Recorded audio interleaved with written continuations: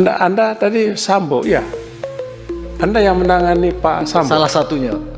Oh, dan yang menjatuhkan hukuman mati? Iya benar. Ya, benar. Kami bertiga. Mendukung hukuman Ya, mati? ya. Oleh karena itu saya memutuskan itu kemarin. Oke. Apa alasan saudara mendukung hukuman mati? Mengapa saudara menjatuhkan hukuman mati? Itu kan mencabut nyawa orang. Nah, seakan-akan kayak ketakutan ya. Kenapa? Jadi ini alasannya DPR kenapa takut jika koruptor itu dihukum mati ya. Teman-teman pengen tahu apa alasannya? Dan mari kita simak videonya. Saya tanya, selama 28 tahun itu pernah nggak menerima hadiah? Dari Langsung, Pak. langsung pernah tidak menerima hadiah? Di Maumere, Pak. Pernah. Ayam sama telur, Pak. Menerima hadiah ayam. Ayam tadi setelah putus beberapa waktu kemudian, hampir 1 bulan itu datang beri ayam dan telur. Itu Karena, kan maaf, saya boleh ini Bapak sedikit. Ya, cukup saya tanya pernah atau tidak. Ya. Singkat aja Pak supaya nanti waktunya. Ya, itu di kampung saya karena memang miskin dikasih ayam ya sama telur. Kalau di Jakarta pernah nggak menerima hadiah? Ya, Pak. Ya? Tidak. Coba saya telinganya nggak begitu ini. Tidak. Tidak pernah. Ya. Tidak pernah menerima hadiah. Ya. Apakah pernah ada yang menawarkan hadiah? Secara langsung tidak pernah, Pak. Secara tidak langsung pernah. Cuma menyinggung-nyinggung itu. Secara tidak langsung pernah tidak? Saya cuma mengartikan itu apakah iya atau tidak. Jadi Bapak bilang tadi secara langsung tidak pernah, maka secara tidak langsung pernah. orang nyampaikan, Pak. Orang nyampaikan, nawarkan gitu. Ya. Ya, orang itu siapa? Rekan hakim, Pak. Ya? Rekan. Oh, teman hakim. Cuma Jadi teman dari canda gitu, Pak. Teman hakim Bapak Alimin menawarkan ada hadiah. Bercanda. Jadi dia bercanda. Cuma saya apakah itu menawarkan atau tidak? Itu bercanda. Nggak usah, saya tidak nanya bercanda atau apa kan. Saya hanya menindaklanjuti apa yang Pak Alimin tanya. Ya. Pernah menerima hadiah, pernah ada yang menawarkan, secara langsung tidak ada. Berarti secara tidak langsung ada. Saya tanya, yang secara tidak langsung itu tadi teman hakim. Ya. Sambil canda kan, saya mau pindah, Pak. Wah, Pak Alimin ini atau untuk sangu aja. Oh, saya mau. Enggak. Nah, itu nggak penting lah. Penting yang teman hakim pernah menawarkan. Ya. Oke, dia menawarkan apa? Hadiah apa? Materi, Pak. Materi. Ya, apa itu? Ya, uang. Uang. Ya. Berapa banyak? Ya enggak sebutkan, Pak. Tidak disebutkan. Tidak disebutkan. Karena saya tidak tanggapi sudah. Gitu. Dalam kasus apa? Pra peradilan. Oh, peradilan berarti kan pidana. Sebentar. Bapak pernah di pengadilan Jakarta Selatan? Jakarta Selatan. Oh, pernah di Jakarta Selatan? Jakarta Selatan, Pak. Oh, ya menarik ini Pak. Tolong waktunya agak karena menarik di. Saya kasih waktu buat Pak Benny, Ya, silakan. Jakarta Selatan. Berapa lama di Selatan? Kurang lebih 2,5 sampai 3 tahun. Pak. Oke, kurang lebih tahun berapa? Sebab saya bisa nangkap nanti kasus ini. Tahun berapa? Ya, perkara itu Sambo. Bukan Perkara, tahun berapa? perkara tahun saya sudah 2 tahun itu di Kalimantan Selatan, berarti sebelum itu. Anda tadi Sambo, ya?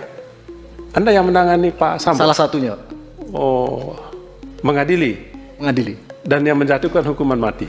Iya benar. Ya, benar. Kami Oke. bertiga. Apakah saudara Alimin mendukung hukuman mati? Undang-undang Saya tidak tanya undang-undang. Ya. Apakah saudara mendukung hukuman mati? mendukung, Pak. Mendukung hukuman mati. Ya, oleh karena itu saya memutuskan itu kemarin. Oke. Apa alasan saudara mendukung hukuman mati? Karena tingkat kejahatannya sedemikian rupa, Pak. Bagaimana pengaruhnya juga bisa efeknya terhadap institusi, efeknya terhadap masyarakat pada umumnya juga, dan dilakukan oleh orang-orang yang seharusnya tidak demikian. Kalau kasus narkotika itu Ya, saya nanya kasus narkotika.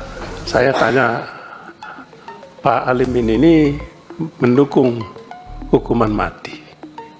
Betul kan Pak Alimin? ya Dan sudah pernah menjatuhkan hukuman mati. pernah Sudah berapa kali? 2 kali. Mengapa saudara menjatuhkan hukuman mati? Itu kan mencabut nyawa orang. Nah, seakan-akan kayak ketakutan ya. Bagaimana jika nanti hukuman mati ini diterapkan untuk para koruptor-koruptor?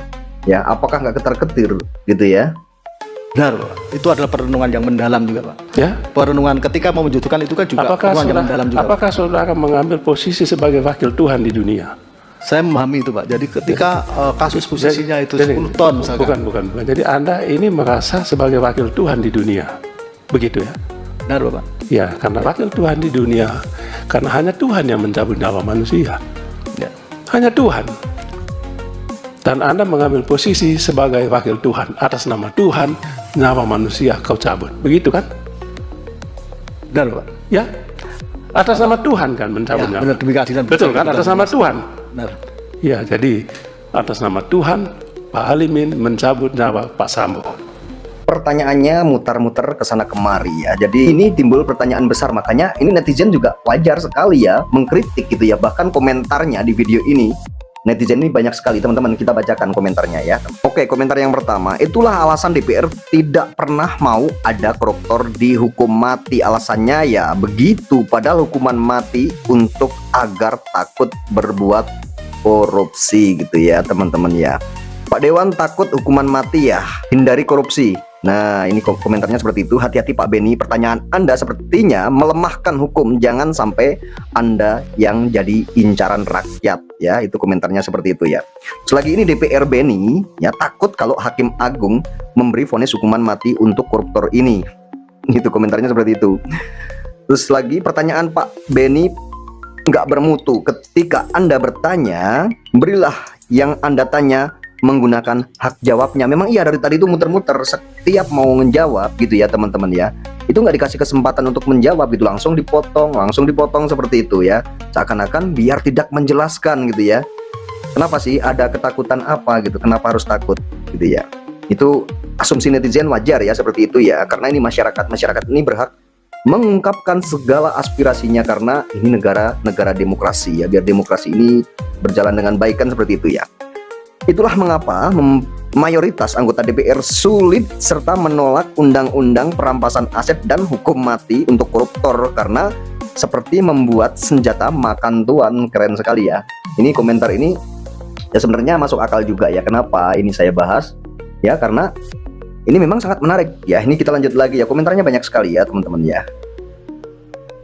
Seakan-akan berwibawa, bicara pun bernada pelan, namun sayang rakyat sudah tidak respect lagi pada wakilnya ya. Lanjut, sebentar lagi yang tangani kasus Beni ya. Ini sebentar lagi yang tangani kasus Beni.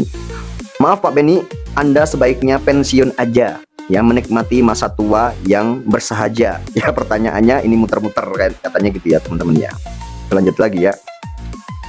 Pak DPR ini bagaimana? Bertanya dijawab, tapi dia meminta jawaban yang sesuai pemikiran dia gitu ya. Bagaimana toh Pak, katanya gitu ya. Kebiasaan orang Indonesia setiap bicara dibuat pelan-pelan sekali supaya terlihat keren, tapi kemudian yang muncul isi yang tidak berbobot ya. Memang Pak Beni Kaharman itu memang logat bicaranya, nada bicaranya memang seperti itu ya. Terus lanjut lagi, di Indonesia dibutuhkan hukuman mati buat koruptor ya.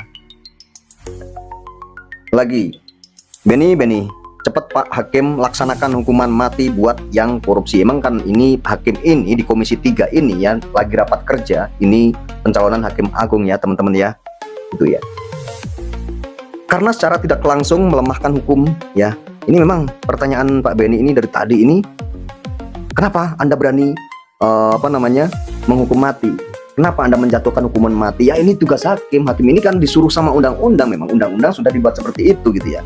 Kenapa tidak? Karena memang ada hukuman mati. Ya wajib dan pantas dihukum mati seseorang yang telah melakukan perbuatan tindak pidana yang tentunya sangat berat. Seperti Sambo ya, ini kan yang dibahas tadi kan Sambo ya. Itu sangat pantas sekali untuk dapat hukuman mati akan tetapi tidak terlaksana, tidak jadi dihukum mati, bahkan hukumannya turun menjadi seumur hidup. Itulah Indonesia ya, teman-teman ya, seperti itu ya. Pak Dewanya kayaknya takut ya kalau diberlakukan hukuman mati, makanya jangan jadi koruptor Pak ya. Katanya seperti itu ya. Ini komentar netizen ini sangat keren ya. Saya coba pahami pelan-pelan pertanyaan dari wakil rakyat ya. Ini ternyata tetap saja pertanyaannya ini nggak jelas, nggak berbobot ya. Pertanyaannya yang tidak berbobot, dan seorang anggota DPR RI, hukum mati itu tidak ada aturan katanya gitu ya. Ya pertanyaannya, kok kenapa Anda berani menghukum mati gitu? Kenapa Anda mengambil langkah tindakan hukum mati? Ya memang kayaknya seakan-akan itu tidak ada aturan, padahal memang sudah diatur ya, disahkan undang-undangnya di Indonesia ini memang ada hukuman mati gitu ya. Di Indonesia yang mengatur soal itu, namun dalam kebebasan, ini nggak tahu ya, ini tidak terbaca ya teman-teman ya. Itu seperti itu ya.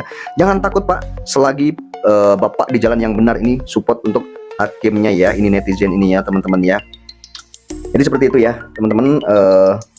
Itu mungkin tadi itulah alasan DPR kenapa tidak berani jika undang-undang untuk koruptor ini ya vonisnya itu hukuman mati. Itu alasannya mungkin seperti itu ya. Oke teman-teman, terima kasih yang sudah menonton video ini sampai selesai, dan sampai ketemu di video saya berikutnya.